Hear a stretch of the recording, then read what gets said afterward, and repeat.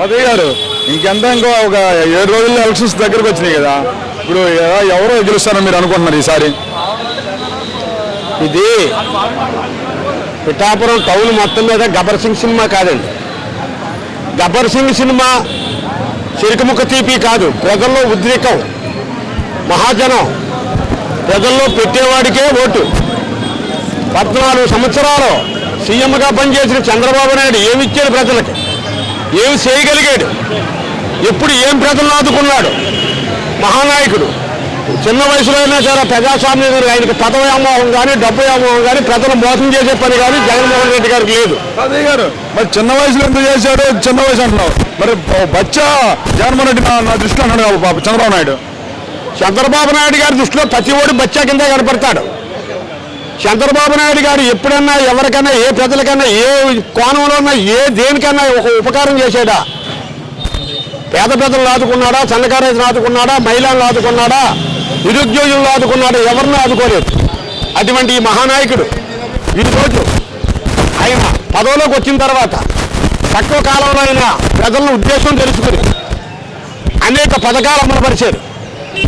ఏ పథకానికన్నా ఒక 200 రూపాయలు పెన్షన్ కోసం వెళ్ళి ఎంతో మంది వృద్ధులు వడగాలుపు పోయి తిన్నారన్న సంగతి మీ మీడియాలో కూడా తెలుసు. అటువంటిది ఈరోజు 3000 రూపాయలు తలుపు తట్టి ఇంటికిచ్చే మహానాయకుడు ఎవరో అంటే ఒక జగన్మోహన్ రెడ్డి గారు.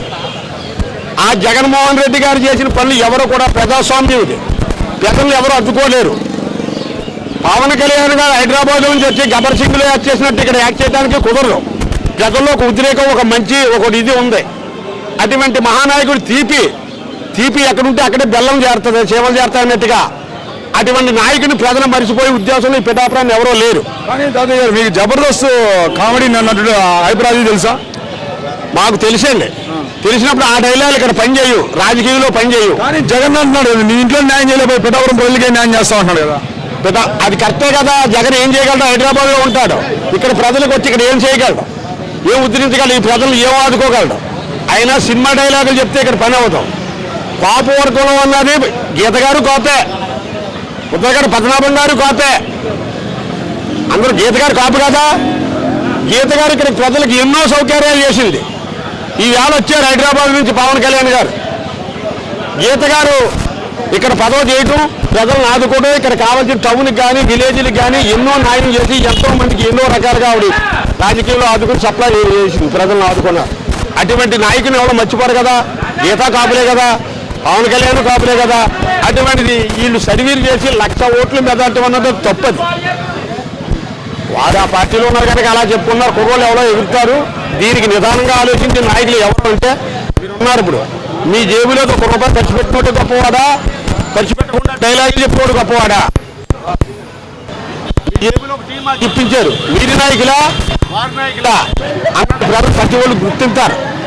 ఇక్కడ మన జగన్మోహన్ రెడ్డి గారి వల్ల ఎన్నో కుటుంబాలు ఎంతో స్వేచ్ఛగా ఇవాళ సక్రమంగా ఇబ్బంది లేకుండా కన్న కొడుకు కూడా చూడనట్టు అంతా కూడా జగన్మోహన్ రెడ్డి గారు తెల్లారి ఎత్తులకు 3,000 రూపాయలు పంపించి కన్న కొడుకు కూడా తల్లిదండ్రులు కూడి పెట్టిన టైంలో ఈ జగన్మోహన్ రెడ్డి గారు 5 సంవత్సరాలు కూడా 60 సంవత్సరాలు ఏజ్ వచ్చేవాళ్ళు ఎవరో కూడా లెక్క చేయని పడుతుంది. ఆయన ప్రతి గ్రామంలోనికి ప్రతి ఇంట్లోకి వచ్చి స్వచ్ఛంగా ఇల్లు తట్టి అమ్మ ఇదిగో అని చెప్పేసి ఈ ఒక్క గొప్ప పథకాన్ని అమలు చేసినట్టు మహానాయకుడు ఆయన. కన్న కొడుకు కూడిపెట్టిన టైంలో ఆయన ప్రతి ఇంటింటికి వచ్చి నేనున్నాను రండి అని 3,000 రూపాయలు తెల్లవారకుండా 5 గంటలకే పంచిపెట్టి టైంలో అలాంటి మా మహానాయకుడిని ఎవరైనా చూడగలరా? ఇన్ని రోజులు కూడా చంద్రబాబు నాయుడు ఏమయ్యాడు? ఈ 14 సంవత్సరాల నుంచి పథకాలకు తోయలేదా? మైండ్లోకి రాలేదా? ఈ ముసలోళ్ళు కనపడలేదా? అటువంటి నాయకుని ఎలా మర్చిపోతారు చెప్పండి ఒకసారి మీరు. ఒకసారి ఆలోచించారు మీరు కూడా. అటువంటి నాయకుడు ఎప్పుడు కూడా ఈ కలియుగంలో ఉన్నలో కూడా జగనే ముఖ్యమంత్రి అవుతారని చెప్పేసి మాలాంటి దీవెనలు ఆయనకి ఆశీర్వదించి భగవంతుడు కూడా ఆశీర్వదించారని చెప్పేసి మరీ కోరుకుని జగన్మోహన్ రెడ్డి గారు అధికారంలో ఉంటారో అని చెప్పేసి మేము ఆశిస్తున్నాం.